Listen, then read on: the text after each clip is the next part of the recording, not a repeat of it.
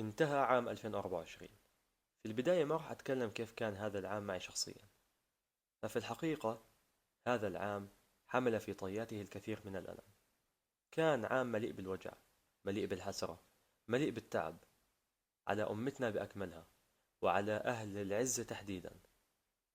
هاي الأمة فقدت خيرة من شبابها وبناتها وشيوخها ورجالها ونسائها وقادتها الذين رحلوا في هذا العام مع الأسف.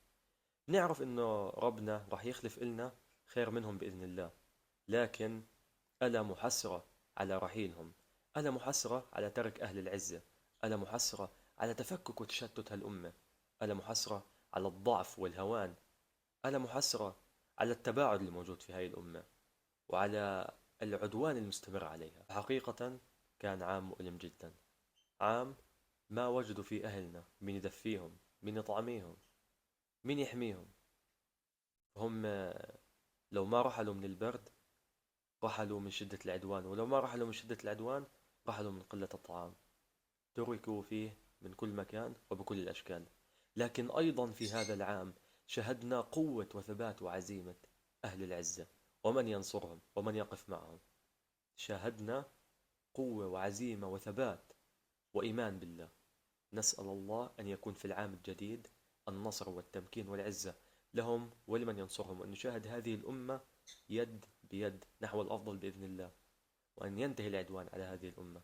نسأل الله الخير لبلادنا، الأردن، فلسطين، سوريا، لبنان، العراق، كل بلادنا يا رب، وحتى البلاد التي لم أذكرها. يا رب النصر والخير لنا جميعا.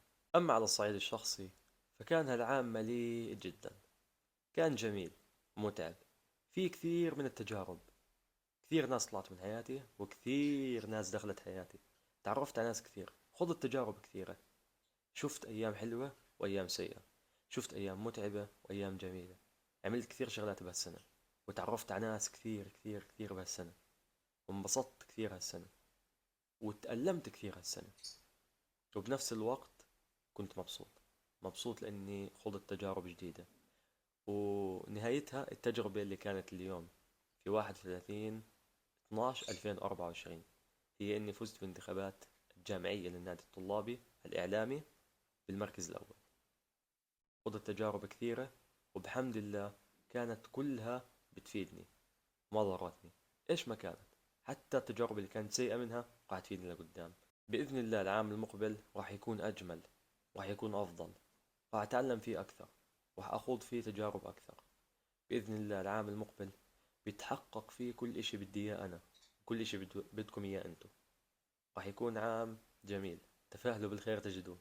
يا رب إنه ترزقنا أيام جميلة، وتحقق كل أمانينا، وترزقنا طاعتك بالبداية. وبإذن الله ربنا بيجعلنا من خيرة عباده الصالحين، وبيتقبلنا منهم يا رب. فالله يا رب يرزقنا ويرزقكم خيرة الأيام وخيرة الصحبة وخير الحياة وأجملها.